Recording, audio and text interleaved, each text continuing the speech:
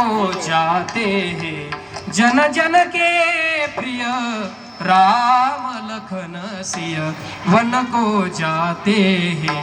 प्रभू रामचंद्र गादीवर बसायचे, वनवासात त्यांना जावं लागलं. तर आपल्या हातामध्ये काय? अरे पंढरपूरला जाणारा आमचा बाप, असं वाटतं आमचा बाप आमच्यामध्ये राहायला पाहिजे, पण तो निघून गेला. अहो आपल्या हातामध्ये काही नाही आहे. आपल्या परिवारातील व्यक्ती निघून जातो, आपल्याला वाटतं असं होऊ नये, पण ती गोष्ट झाल्याशिवाय राहत नाहीये. नियतीनं लिहून दिलेलं आहे, त्याच्या पुढे आपल्याला कधी जाता येत नाहीये. आपण किती जरी ठरवलं अशी गोष्ट व्हावी, ती आपल्या मनासारखी होत नाहीये. हे जे संपूर्ण जीवन दिसतंय ना तुम्हाला, हे जीवन कसं आहे? भातुकलीचा खेळ सगळ्यांना माहित आहे. त्या भातुकलीच्या खेळासारखं आपलं जीवन आहे. भातुकलीच्या खेळामधली राजानं एक राणी, अर्ध्यावरती डाव मोडला धुरी एक कहाणी. कसा असेल कौल दैवाचा, कसा असेल कौल दैवाचा, कोण जाणेल रंग उद्याचा. सत्ता त्याची अधिकार त्याचा, सत्ता त्याची अधिकार त्याचा, सत्ता त्याची अधिकार त्याचा आहे. आपल्या हातामध्ये काही नाही आहे. आपण किती ठरवलं अशी गोष्ट व्हावी, ती आपल्या मनासारखी होत नसते. म्हणून नियतीनं जे लिहून दिलं तेच आपल्यामध्ये होणार आहे. आपल्या परिवारातील व्यक्ती निघून गेल्यानंतर त्याचा शोक करत बसण्यापेक्षा त्यांच्या प्रित्यर्थ काहीतरी करावं. आणि हे कीर्तन जे आहे ते त्यांच्या निमित्ताने जरी असलं तरी आज आपण काहीतरी यातून शिकावं, यासाठी हे कीर्तन या ठिकाणी आयोजित केलेलं आहे. सर्व गायकवाड परिवाराला मनापासून धन्यवाद देतो. परिवारातील व्यक्ती फार महत्त्वाचा असतो बरं का. त्याने कष्टाचं काढं करून, हाडाचं काढं करून, रक्ताचं पाणी करून प्रपंच उभा केलेला असतो. आणि परिवारातला व्यक्ती हा आधारवड असतो. आपला बाप जर जिवंत असेल तर या जगामध्ये कोणाची वाकड्या नजरेने पाहायची आपल्याकडे हिंमत नाहीये. बाप असेल किती संकट असू द्या, पण बाप म्हणत असतो घाबरू नको, मी तुझ्या सोबत आहे. पण बाप फार महत्त्वाचा असतो, कारण हे सगळं परिवार त्यांनी उभा केलेला आहे. झिजू झिजू संसाराचा गाडा हाकला, पटामंदी हासू जरी कना वाकला.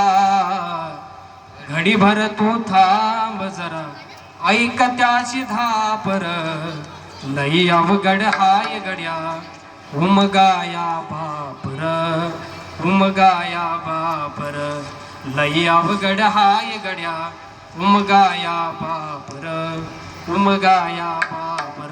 समजत नाही माणसाला, आहे तोपर्यंत त्याची किंमत कळत नाहीये. काय का हो, स्वतः फाटका शब्द घालणार, पण मुलाला मात्र नवीन ड्रेस त्या ठिकाणी घेऊन देणार.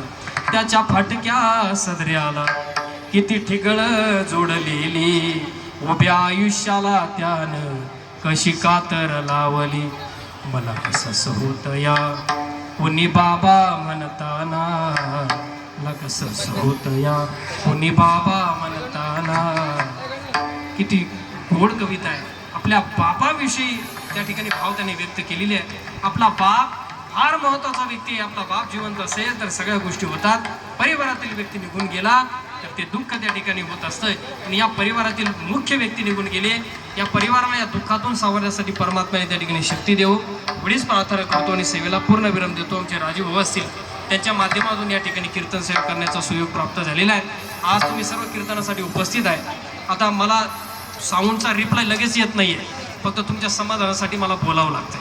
लगेच आवाज येत नाही, परंतु काय असतात काही गोष्टी दुर्लक्षित करावं लागतात. तर आता तिकडं त्याच्याकडे आपण लक्ष दिलं तर आपलं कीर्तनच झालं नसेल. तुम्हाला आवाज येणं फार महत्त्वाचं आहे, म्हणून मनापासून सर्वांना धन्यवाद देतो. एखादा शब्द जर त्या ठिकाणी चुकीचा गेला असेल तर आई वडिलाचा अंत करून त्या ठिकाणी तुम्ही मला माफ करा. ज्यांना 2 मुलं आहेत त्यांनी मला 3रा समजा, ज्याला 3 आहे त्यांनी मला 4था समजा, ज्यांना काहीच नाही त्यांनी मला दत्तक घ्या. तुमच्या अपार्टमेंट महिनावर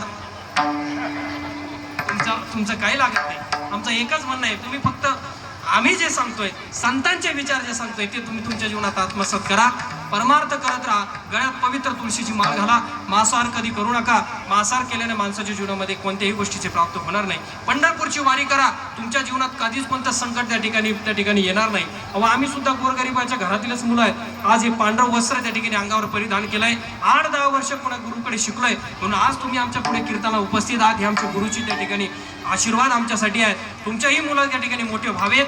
तुमच्याही मुलं कोणत्या प्रत्येक क्षेत्रामध्ये मोठं व्हावं असं वाटत असेल तर त्यांना चांगले संस्कार द्या. चांगले संस्कार जर तुम्ही तुमच्या मुलाबाळावरती केलेत ना तर तुमच्या जीवनामध्ये सुद्धा कधीच पश्चातापाची वेळ येणार नाही. एवढंच त्या ठिकाणी व्यक्त करतो आणि याच ठिकाणी पूर्ण विराम देतो. ज्ञानेश्वर माऊली ज्ञानराज माऊली परम ज्ञानेश्वर माऊली जय ज्ञानेश्वर माऊली ज्ञानराज माऊली तुकाराम. सगळ्यांनी फक्त एक प्रभू रामचंद्राचं एक भजन होईल. भजन करायचं आणि आपल्याला त्या ठिकाणी थांबायचं आहे.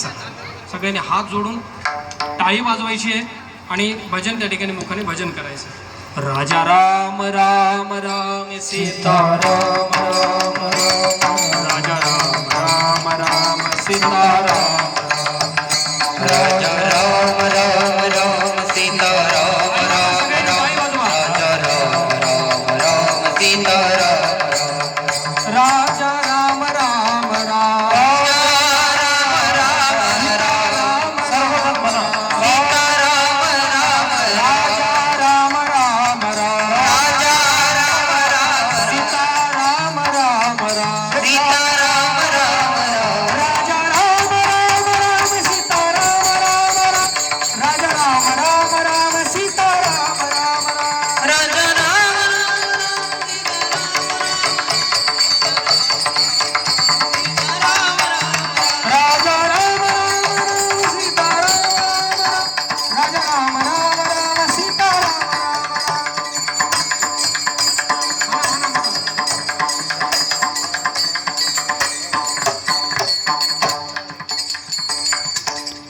आम्ही सगळ्यांनी भजन केलंय पण तुम्ही नुसतं टुळटुळ पाहायला लागले. तुम्ही सुद्धा भजन केलं. भजनामध्ये प्रेम असलं पाहिजे बरं का.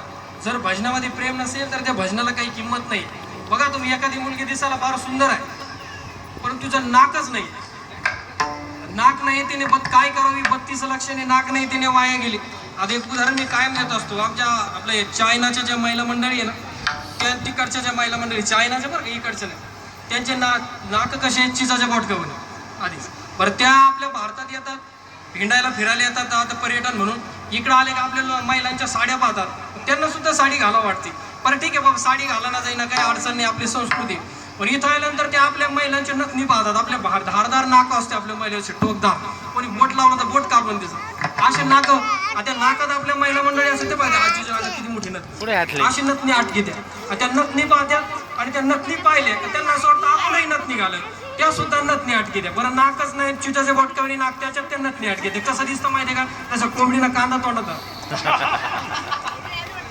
तसं भजन चालू आहे पोथी चालू आहे पण पोथीचा अर्थच कळत नसेल तर त्या पोथीला जशी किंमत नाहीये तसं प्रत्येक भजनामध्ये प्रेम असलं पाहिजे.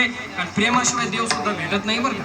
प्रेम असलं पाहिजे त्या ठिकाणी. प्रेम जर असेल तरच त्या ठिकाणी आपल्याला देव भेटते. जिसने कभी प्रेम किया ही नहीं वो प्रेम निभाना क्या जाने.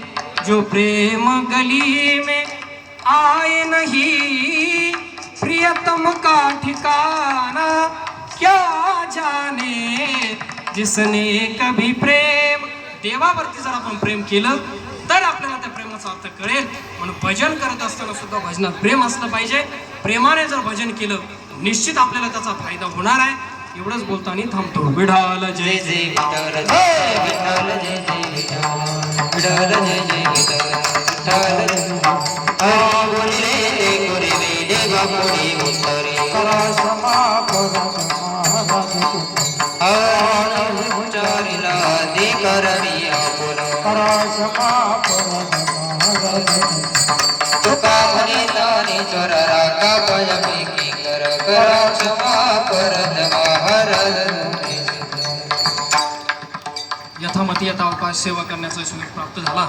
ज्यांच्या माध्यमातून या ठिकाणी कीर्तन सेवा करण्याची संधी मला मिळाली. आमचे परमस्नेही आमचे गावकरी आमचे राजू भाऊ असतील त्यांनी 2 महिन्यापूर्वीच यात्रेला जाण्याच्या अगोदर निमंत्रण दिले. महाराज कीर्तन सेवा करायची आहे.